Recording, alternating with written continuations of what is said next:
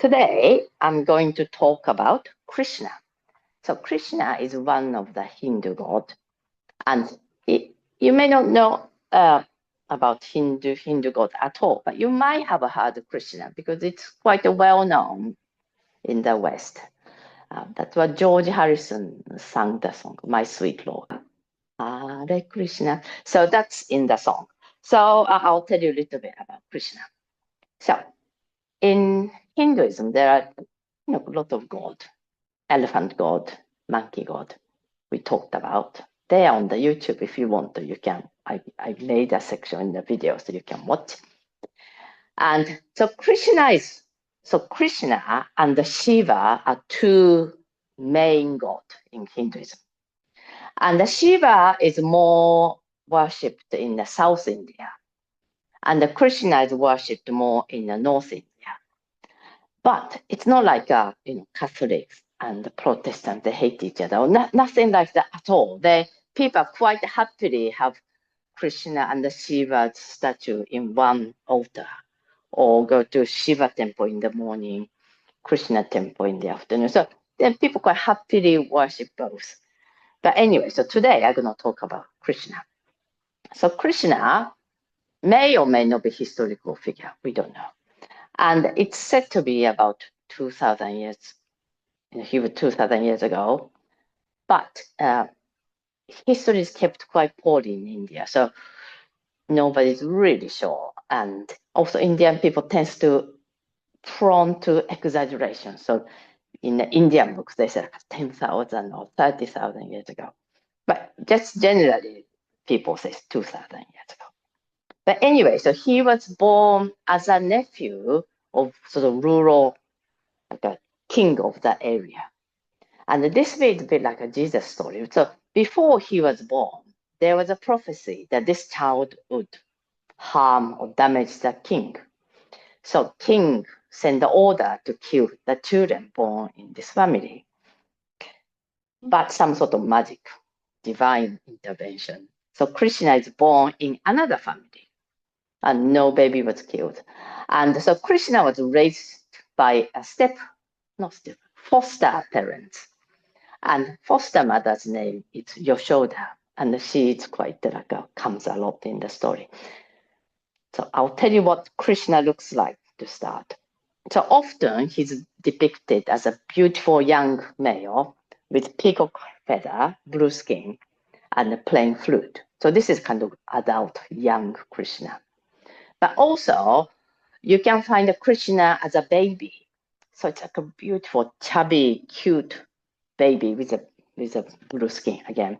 And he's got one hand in a pot. And this pot is butter pot. And he's known as butter thief because he had such a love for butter. So he stole the butter in the house and licking it.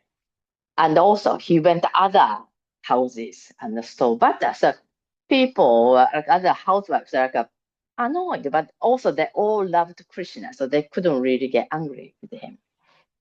And so one day, the mother, Yashoda, decided to punish him. So she got a string out and she tried to tie Krishna on this column. But this rope wasn't long enough.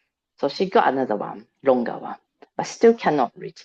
So whatever, no matter how long the rope is, she couldn't tie him. So that kind of indicates that his divinity, his sort of a magic power was manifesting. And it sounds like people knew that Krishna was God, but still treated like a human being. So he was really loved by mother, people in the village, and also he grew up among friends. So that's a normal case. And when he grew up, as I said earlier, he was a beautiful young man, blue skin, and he was very good at flute. And one night he played flute and was so beautiful. And all the women in the village were already had a crush on Krishna. So they all came out. So many of them are married, but they abandoned what they're doing, abandoned their husband, and came out to see Krishna. And they went into this forest. And just a few things happened. But basically, in the end, they danced together. So women are dancing in a circle and Krishna in the middle. And this is called Rasa Lila. And Lila means illusion. And the illusion bit is all these women felt they were dancing with Krishna one-to-one, so they all felt that Krishna was there for them, just like personal lover.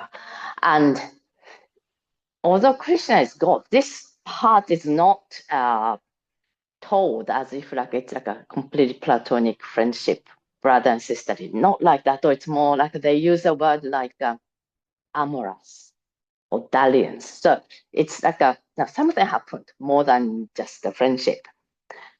So for Westerners' point of view, Krishna is a playboy. He's a naughty man. And, as a baby, he went into other people's home and stole things, butter. So again, he was a naughty man, naughty baby. But all the housewives, villagers really loved this baby. Just they couldn't really get angry with the baby. And all the women, when he grew up, women all loved him so much, wanted to have him all to their own. So that story, the importance of this story is, I mentioned very briefly last week.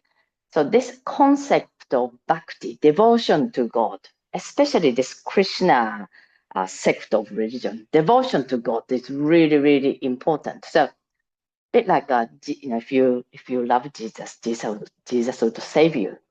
So Krishna said, if you come to me, I'll save you. So you need to love Krishna, be devoted to Krishna.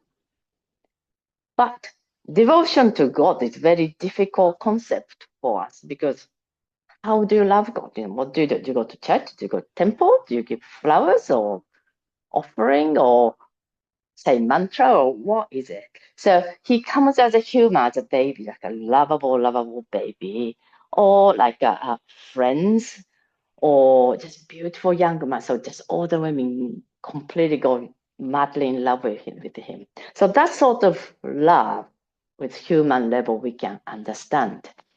And that's the teaching. It's like, so love your God, love Krishna, like a mother loves a child, like love Krishna, like lovers love their lover. So that's like a meaning of symbol, significance of all this tale.